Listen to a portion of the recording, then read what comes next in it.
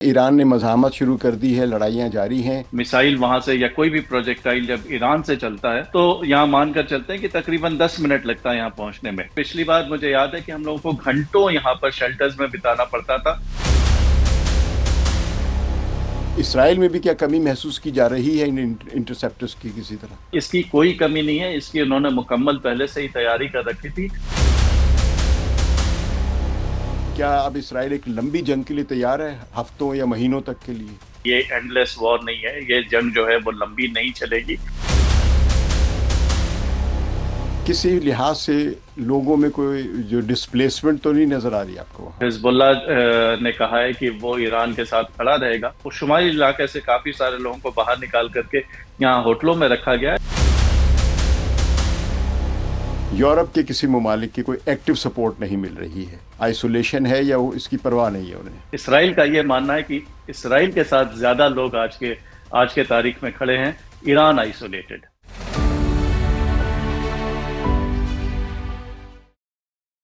इस वक्त खत्ते में मशरक़ वस्ती में ईरान एक तरफ और दूसरी तरफ अमेरिका और इसराइल, इन दोनों के दरमियान जंग जारी है। इस जंग की इब्तदा जो थी वो 28 फरवरी को हुई थी, सुबह के वक्त, जब अमेरिका और इसराइल ने मिलकर ईरान के मेन अहदाफ पर हमला किया था। और उसी दिन आयतुल्ला अली ख़ामेनी, जो कि रहबर हैं ईरान के, वो शहीद हो गए थे और उनके साथ उनकी टॉप कमांड जो थी वो भी साफ़ हो गई थी। तो अब उसके बाद से ईरान ने मज़ाहमत शुरू कर दी है, लड़ाइयाँ जारी हैं। और दोनों एक तरफ से बमबारी कर रहे हैं, मिसाइल्स और ड्रोन से ईरान कर रहा है, और उधर से उनकी एयरफोर्स जो हावी, बहुत ज़्यादा हावी है। और लगता है कि ईरान में उसके ख़िलाफ़ कोई ज़्यादा मौसर मज़ाहमत नहीं है। इस नतीजे में जो ईरान ने बहुत सारे मिसाइल जो फेंके, ख़त्े में जो अमेरिका के जो बहरी अड्डे हैं, ख़ासतौर पर मिलिट्री बेसिस जो हैं, उनको निशाना बनाया है खलीज के अंदर। लेकिन ये इसराइल को भी हदफ बना रहा है मिसाइलों के ज़रिए और ड्रोन्स के ज़रिए, उनके जो स्वाम्स भेजे जा रहे हैं। तो हम दूसरी खबरें देख रहे हैं, लेकिन चलिए हम चलते हैं इसराइल भी, जहाँ भी लोग जो मुतासर हुए हुए हैं। तो हमारे दोस्त और सहाफ़ी हैं हरिंदर मिश्रा, जो इस वक्त यरूशलेम में रहते हैं। हरिंदर, आप मेरे साथ मौजूद हैं, बताइए कि ताज़ा तरीन सूरत हाल क्या है आज की? देखें, आज सुबह 6 बजे जो है पहली मिसाइल वहां वहां से यरूशलेम की ओर आई। और सुबह हम लोग बिस्तर से जो है वो उठे ही अलार्म के साथ। यहाँ पर अलार्म जो है वो इस तरह से कुछ काम करता है कि पहला एक इनिशियल अलर्ट आता है जब भी मिसाइल वहां से या कोई भी प्रोजेक्टाइल जब ईरान से चलता है। तो यहाँ मानकर चलते हैं कि तकरीबन 10 मिनट लगता है यहाँ पहुंचने में। तो एक इनिशियल अलर्ट आता है, उस अलर्ट के साथ मतलब सभी को कहा जाता है, सभी को हिदायत दी जाती है कि आप तैयार हो जाएं, आपको हो सकता है कि शेल्टर में जाना पड़े।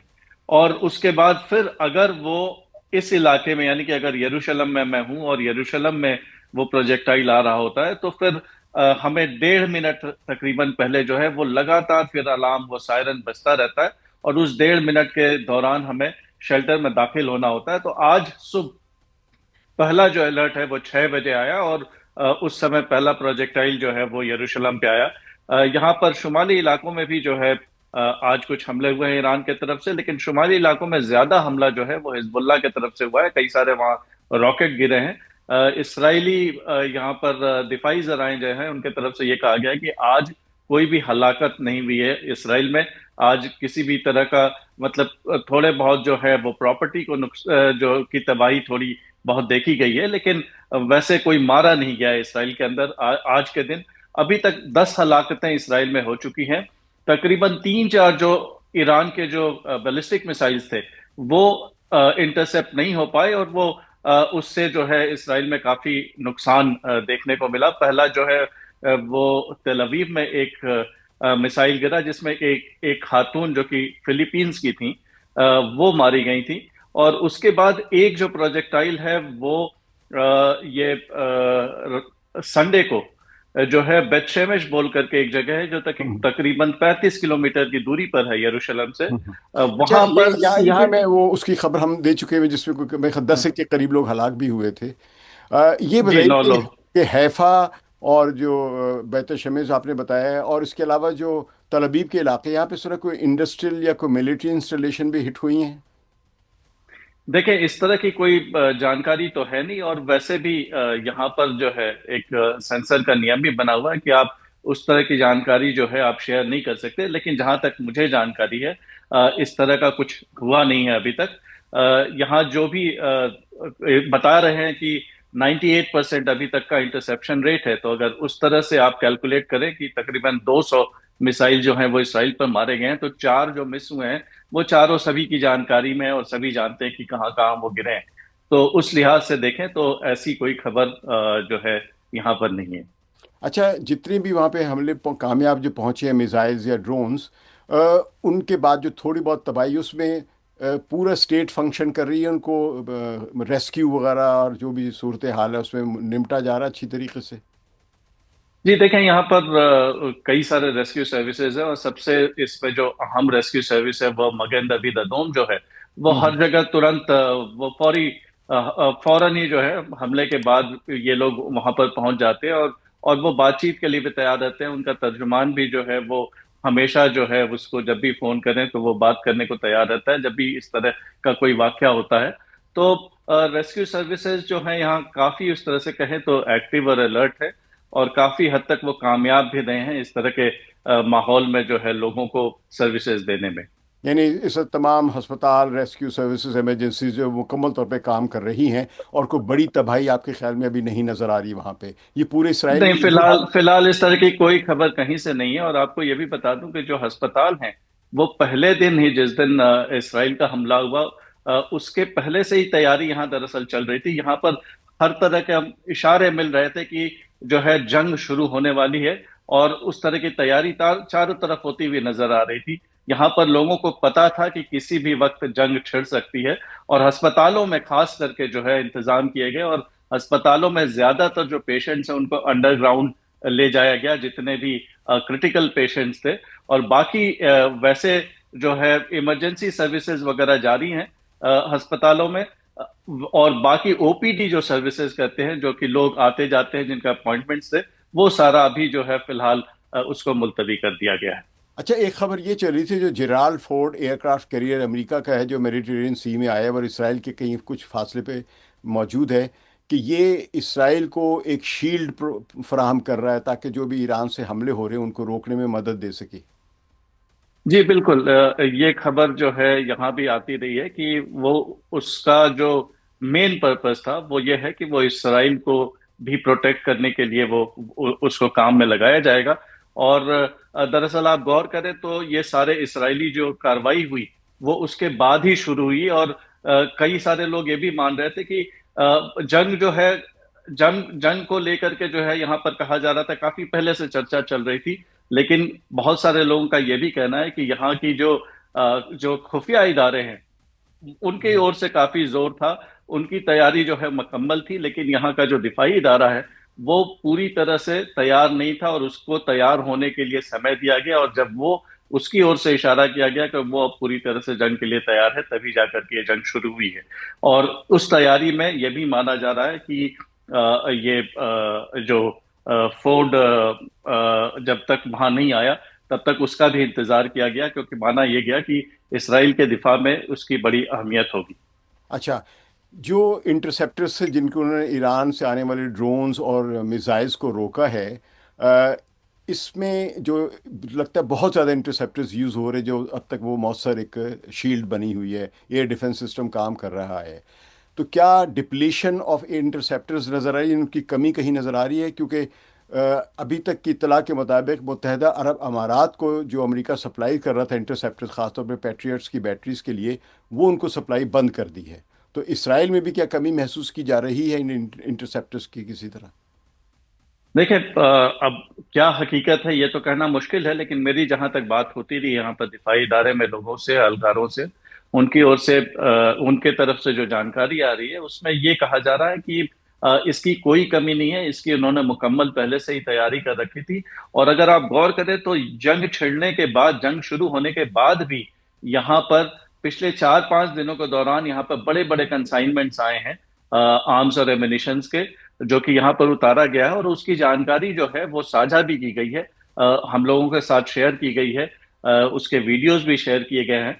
तो इसका मतलब ये है कि इस जंग को लेकर के इसराइल जो है न सिर्फ ऑफेंसिव जो इसके आर्मामेंट्स हैं उसको लेकर के तैयारी कर रहा था, बल्कि डिफेंसिव जो भी यहाँ पर अपनी दिफा में भी जो जिन वेपन्स की जरूरत थी, जिन सिस्टम्स की जरूरत थी, उनको लेकर के भी यहाँ पर काफी तैयारी जो है लगातार चलती रही। आपको एक बात और भी कहूं कि जून के जंग के बाद ही यहाँ पर ज्यादातर जो एक्सपर्ट्स है, ज्यादातर जो यहाँ पर तज्जिया निगार हैं, वो तभी से कहते आ रहे थे कि ये अभी जंग खत्म नहीं हुई है, ये पहला राउंड है, दूसरा राउंड होना जो है वो भी लगभग सर्टेन है, वो होना ही है। इस तरह की बात यहाँ जून के जंग के बाद से ही कही जाती रही है।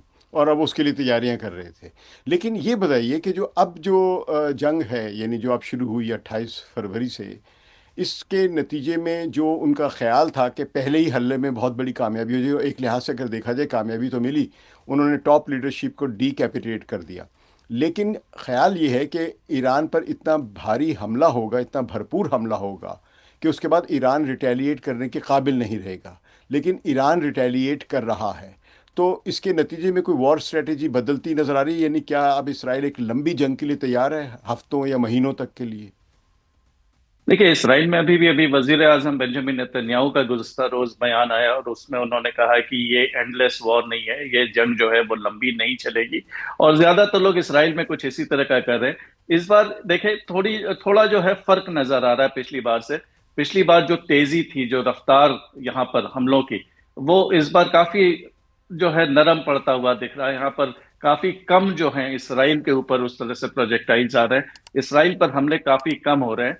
और यहाँ पर एक सहाफी हैं, उनकी ओर से तो ये भी कहा गया कि तकरीबन 63% जो हैं वहां से मिसाइल्स ईरान से जो निकले हैं वो जाकर के अमीरात पर गिरे हैं, वो यूएई पर जो वो हमले हुए हैं मिसाइल्स के। तो इसराइल इसराइल पर इस बार काफी कम जो है वो हमले हुए हैं, और यहाँ फ्रीक्वेंसी बहुत कम है। यहाँ जो है पिछली बार मुझे याद है कि हम लोगों को घंटों यहाँ पर शेल्टर्स में बिताना पड़ता था।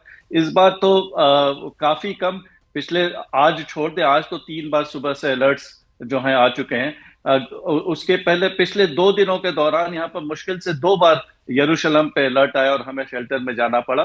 कुछ इलाकों में इससे ज्यादा आया है, लेकिन फिर भी अगर कंपेयर करें जून से, तो इस बार काफी कम हमले हुए हैं इसराइल पर। हाँ, तो यहाँ इसराइल। यरूशलेम पे तो काफ़ी कम हमले हुए हैं, मेरे ख्याल एक या दो तीन मरतबा सिर्फ हुआ है।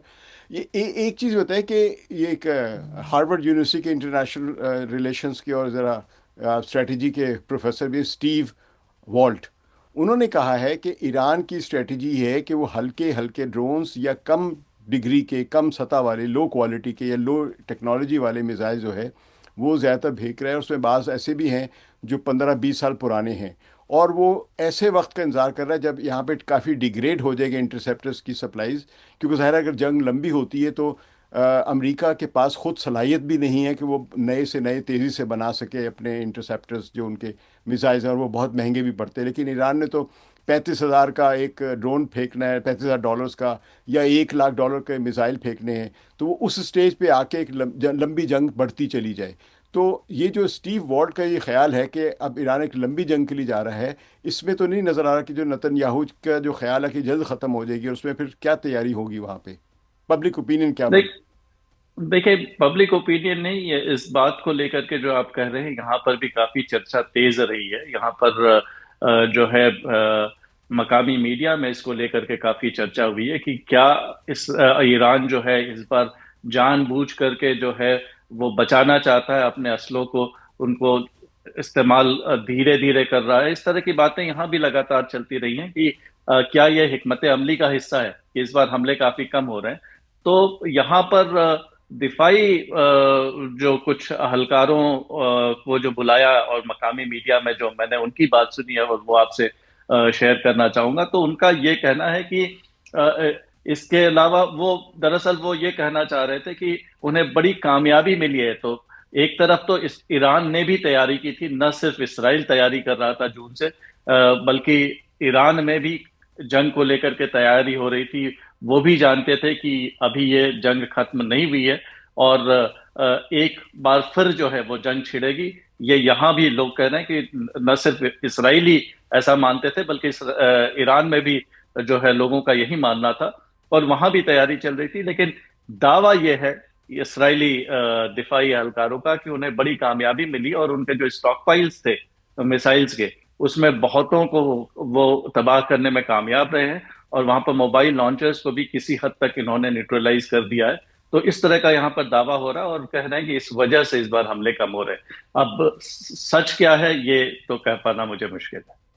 हरिंदर, इसराइल के जो वज़ीर आज़म हैं नेतन्याहू, इनके खिलाफ भी बहुत सारा एक तबका है इसराइल के अंदर।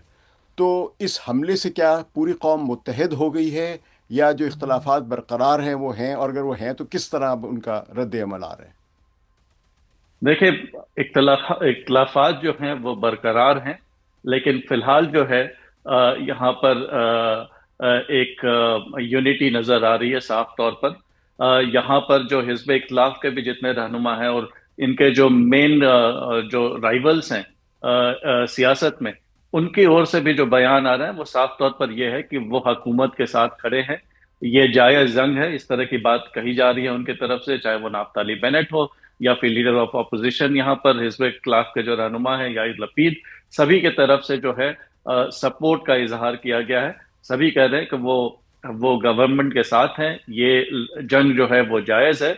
और ये जंग जो है वो इसराइल के लिए एग्जिस्टेंशियल थ्रेट है। जो जौहरी प्रोग्राम है और बैलिस्टिक प्रोग्राम है ईरान का, और उसको खत्म करना जो है वो बेहद जरूरी है। इसी तरह की बात यहाँ पर सभी के तरफ से कही जा रही है। तो एक यूनिटी नजर आ रहा है यहाँ पर। जितने सर्वेज भी हुए हैं उसमें भी देखा जा रहा है कि जहां तक ईरान का मसला है, देखें गजा और बाकी सारे मसलों पर जो है वो वो थोड़ा मुख्तलिफ यहाँ पर राय देखने को मिलता है। लेकिन जहां तक ईरान का सवाल है तो वहां पर काफी यहाँ पर यूनिटी, चाहे वो फैसलों को लेकर के हो या फिर जंग को लेकर के, यहाँ पर काफी यूनिटी नजर आ रही है। सभी जो यहाँ पर पॉलिटिकल पार्टीज हैं, सभी तंजीमें तकरीबन साथ साथ खड़ी नजर आ रही हैं। अच्छा, ज़ाहिर है जंग जो है वो चाहे जीते आदमी या कोई हारे कोई भी मुल्क, तो उसके नुकसानात अपनी जगह पर होते हैं। ख़ास तौर पे इक़्तिसादी नुकसानात, इंफ्रास्ट्रक्चर नुकसानात। तो इसराइल की इस वक्त इकॉनमी और महंगाई वगैरह की क्या हालत है आम आदमी के लिए? देखें देखें इसको लेकर के मैं बेहद हैरान रहता हूं, क्योंकि ये 2 साल के जंग के दौरान हमने लगातार यहाँ पर महंगाई बढ़ती हुई देखी है, इसमें बेहद इजाफा देखा है। और मुझे हैरानी ये सोच करके भी होती है कि कैसे जो है लोग अभी तक यहाँ पर किसी तरह का बगावत नहीं हुआ है, कोई रिवोल्ट देखने को नहीं मिला है। लोग जो हैं वो वैसे ही मुझे चारों तरफ नजर आते हैं, अपना अपने डेली लाइफ में जैसे कि पहले नजर आ रहे थे। हर चीज जो है एक तरह से नॉर्मल सा ही नजर आता है। लोग दफ्तर जाते हैं, अभी नहीं जा रहे हैं, अभी अभी यहाँ पर जो है दफ्तर बंद है इस हफ्ते, जब से ये जंग शुरू हुई है। लेकिन यहाँ पर महंगाई बेहद बढ़ी है। यहाँ पर जो जरूरी चीजें हैं उनकी कीमतें भी काफी बढ़ गई हैं। तो लोगों को मुश्किलात का सामना जरूर है, लेकिन हमें लगता है कि फिलहाल जो है वो उसको लेकर के बहुत ज्यादा परेशान नजर नहीं आ रहे हैं। उनको पहले जो है वो देखना चाहते हैं कि मुल्क जो है वो महफूज हो। और जहां तक ईरान का सवाल है, जैसा मैंने कहा, हम्म। खास करके ईरान का जहां तक सवाल है, उसको उसमें ये लेकर के मुत्तहद है यहाँ सारे। पर आबादी का जो बड़ा हिस्सा है वो ये मानता है कि वो एक एग्जिस्टेंशियल थ्रेट है और ईरान के साथ मुकम्मल जीत हासिल करनी होगी।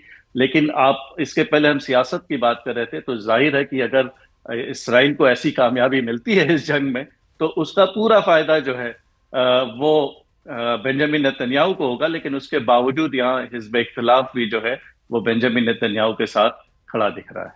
अच्छा, ये अगर ये जंग वाकई फैलती महीनों में जाती है तो फिर क्या रद्द अमल हो सकता है? देखें, अगर ये जंग लंबी खिंचती है तो जाहिर है कि लोगों को बेहद मुश्किलात का सामना होगा। और वैसे में कहना तो अभी मुश्किल है, लेकिन जैसा मैंने कहा कि यहाँ पर एक सेंस ऑफ पर्पस है। यहाँ लोगों को लगता है कि ये बेहद ही जरूरी है। ईरान का जौहरी जो प्रोग्राम है उसको, उसका खात्मा, और मिसाइल, जिस तरह से मिसाइल हमले हुए हैं और जिसका पिछली बार जो उसका का अंजाम यहाँ लोगों को जो जिस तरह की परेशानी का सामना करना पड़ा था, उसके मद्देनजर लोगों को लगता है कि ये वाकई बहुत बड़ी जो है इसराइल के लिए चैलेंज है और उसको उससे निमटना जो है वो बेहद जरूरी है। फिलहाल इसी तरह की इसी तरह की सोच देखने को यहाँ पर मिल रही है। आगे अगर जंग लंबी खिंचती है तो जाहिर है कि परेशानी होगी और फिर तरह तरह की और भी बातें सामने आ सकती हैं, लेकिन फिलहाल जो है यहाँ पर एक यूनिटी नजर आ रही है। अच्छा, किसी लिहाज से लोगों में कोई जो डिस्प्लेसमेंट तो नहीं नजर आ रही आपको वहां पे? हाँ, डिस्प्लेसमेंट बिल्कुल यहाँ पर शुमाली जो इलाका है, तो जब से हिजबुल्लाह ने ज्वाइन किया है इस जंग को, और हिजबुल्लाह ने कहा है कि वो ईरान के साथ खड़ा रहेगा, तो तब से जो है वहाँ वहाँ उस शुमाली इलाके से काफी सारे लोगों को बाहर निकाल करके यहाँ होटलों में रखा गया है। लेकिन आज जब वहाँ पर पहले से ही 5 वहाँ पर इसराइली फौज के 5 वहाँ पर पोस्ट थे जनूबी लेबनान में, और अब जो है वहां पर और उसको रीइंफोर्स कर दिया गया और वहां पर जमीनी कार्रवाई की भी बात चल रही है। तो ऐसे में आज की जो खबर है वो ये है कि तकरीबन 3 लाख लोग जो हैं वो सदर्न लेबनान से जो है वो बाहर निकल चुके हैं इसराइली वार्निंग्स के तहत। तो ऐसे में शुमाल इसराइल के शुमाली इलाके में भी थोड़ी रफ्तार जो है वो कम हुई है। पहले जैसी तेज रफ्तार नहीं देखी जा रही है, उतने रॉकेट्स नहीं गिर रहे हैं, लेकिन काफी सारे ऐसे इलाके हैं जिनको छोड़ करके लोग बाहर निकल गए। हरिंदर, मैं बहुत लंबी बात हो रही, मैं आपसे मुख्तसर करते हुए आखिरी बात ये पूछूंगा कि पिछली दफ़ा या उससे पहले भी जब भी कभी इसराइल की जंग हुई है फ़लस्तीनियों से या लेबनान में कहीं भी, तो उसको हमेशा पूरे मगरिब की सपोर्ट मिली है। इस दफ़ा ये जंग सिर्फ इसराइल और अमेरिका मिलकर लड़ रहे हैं। यूरोप के किसी ममालिक की कोई एक्टिव सपोर्ट नहीं मिल रही है। ये इस नए फेस ऑफ वॉर को आप किस तरह देखेंगे? किस तरह इसराइल में महसूस किया जा रहा है? आइसोलेशन है या वो इसकी परवाह नहीं है उन्हें? देखिए, ये सवाल काफी यहाँ पर उठ रहा, और इस सवाल को लेकर के जो है काफी लोगों से ये सवाल दरअसल कई सारे रहनुमाओं से ये सवाल किया जा रहा है लगातार। उनके तरफ से ये कह रहा है कि वो वो जो है वो कह रहे हैं कि वो ऐसा महसूस नहीं करते कि इसराइल जो है वो आइसोलेटेड है, अलग थलग पड़ गया है और अकेले जंग लड़ रहा है। अब फिर क्या है कि अभी फिलहाल पिछले 2-3 दिनों में काफी सारी जो है तब्दीली भी आई है लोगों के रुख में। अब देख रहे हैं कि जर्मनी जो है वो अमेरिका के साथ खड़ा होता नजर आ रहा है। फ्रांस, ब्रिटेन जो है सभी अभी थोड़े हेजिटेंट हैं। लेकिन एक बात यहाँ जो कही जा रही है कि वो यहाँ पे कई सारे जो सियासी तज्जिया निगार हैं वो कह रहे हैं कि अगर इसराइल आइसोलेटेड है तो ईरान कहाँ से आइसोलेटेड नहीं है। ईरान के सपोर्ट में कोई खड़ा नहीं हुआ है। जो भी ममालिक जिन्होंने इस ईरान के सपोर्ट में कुछ बयान भी दिए हैं तो वो बड़ी दबी जुबान में उन्होंने ईरान के सपोर्ट में जो है कुछ बयान दिए हैं। ईरान के साथ खड़ा सिर्फ हिजबुल्लाह है। हूथी हो सकते हैं, हमास जो है वो उस तरह की ताकत उसके पास बची नहीं है। तो ऐसे में ईरान भी जो है वो पूरी तरह से अकेले ही लड़ाई लड़ता हुआ नजर आ रहा है। तो इसराइल का ये मानना है कि इसराइल के साथ ज्यादा लोग आज के तारीख में खड़े हैं, ईरान आइसोलेटेड। अच्छा, मैं अब एक आखिरी बात पूछूंगा बिल्कुल इजाज़त लेने से पहले। अभी इंडिया के वज़ीर आज़म नरेंद्र मोदी आए थे जंग से सिर्फ 2 दिन पहले और वापस गए हैं।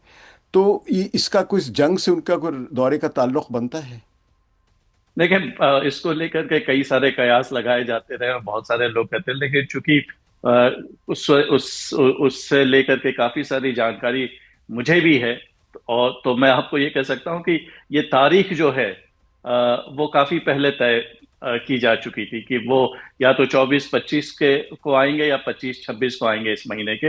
ये तारीख जो है तकरीबन 1.5 महीने तय हो चुकी थी, और उस समय जो है जंग को लेकर के इस तरह का माहौल बनता हुआ नजर नहीं आ रहा था।